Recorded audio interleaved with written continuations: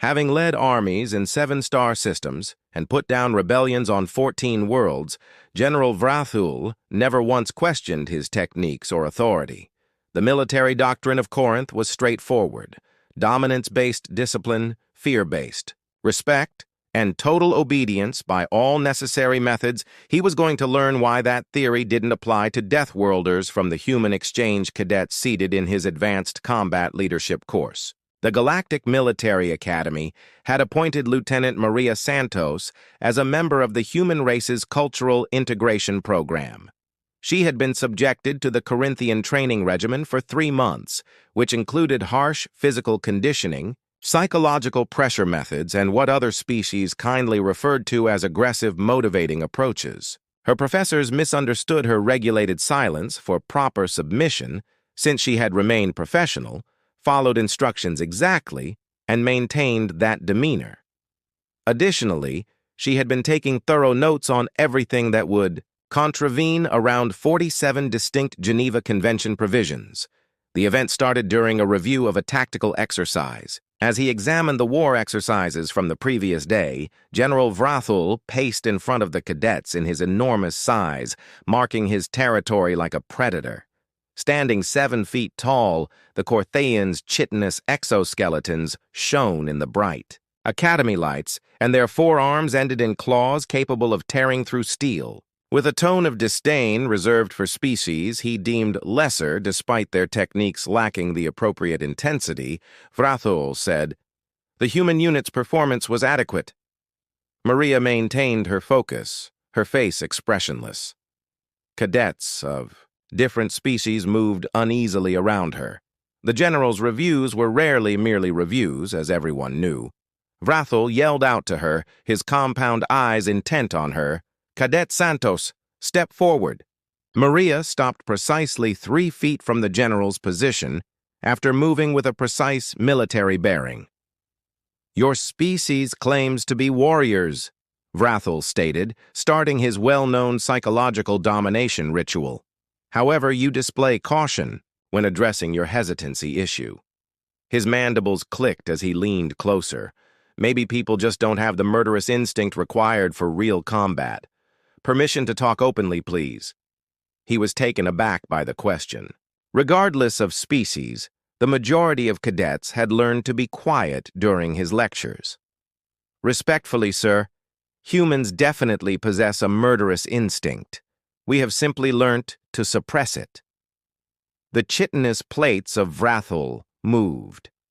The equivalent of lifted eyebrows in Corinthian fear control or control, "Sir, being unable to murder is not the same as choosing not to kill." The general's jaw widened in what appeared to be a species-wide smile. "Show this control." "I'd like not to, sir." "Cadet, that wasn't a request." There was a noticeable tension in the classroom. Every animal in the area was aware of what was taking place. A pillar of Corinthian military culture, humiliation was being used by Vrathul to create supremacy. They couldn't figure out why the person stayed so composed. "Kindly, sir, I politely declined to do a fighting demonstration in a school." Varul displayed increasing anger by flexing his rear arms. "You will demonstrate, or you will be expelled from this program in disgrace. I must respectfully, sir." There was no warning before the slap. Maria's face was struck by Varul's main right arm with enough force to knock a granite fighter off balance. Like a gunshot, the sound reverberated across the quiet classroom. It took precisely 4 seconds for what followed to occur. In the second, Maria's head jerked back from the force, but her feet remained stationary. With a seemingly effortless movement, her right hand reached up and grabbed Vrathul's retreating arm by the wrist. Finding exact pressure sites present on almost all bipedal animals, her left hand joined the grip fingers in the second. The second 3 is a controlled, crisp twist. The room was filled with the sound of tight bones shattering. Second 4. Vrathul was on his knees, his compound eyes wide with pain and shock, and his dominant arms stretched at an unthinkable angle. Maria let go and took a step back to a tense position, leaving a thin trail of blue blood from her split lip. Humans have learnt to control our murderous instinct, she continued quietly as I was speaking, sir. We chose restraint not out of weakness, but rather because we know what happens when we don't.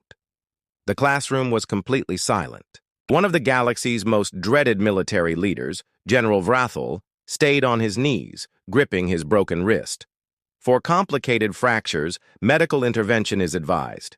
Sir Maria was a helpful addition. Do I need to call the doctors? Later. That day, a brief incident report was filed. A practical example clarifies a cultural misunderstanding. Given the situation, the human cadet displayed excellent restraint. Suggest updating the existing disciplinary procedures. General Vrathul was in medical reconstruction for 6 weeks. His first official action upon his return was to formally apologize to Cadet Santos and ask her to help create new training guidelines. His second action was to make sure all of the Academy's teachers were aware of the distinction between assault and punishment. Adding a new entry to the official Academy guidebook was his third task. Written consent and medical supervision are necessary before making physical contact with human personnel.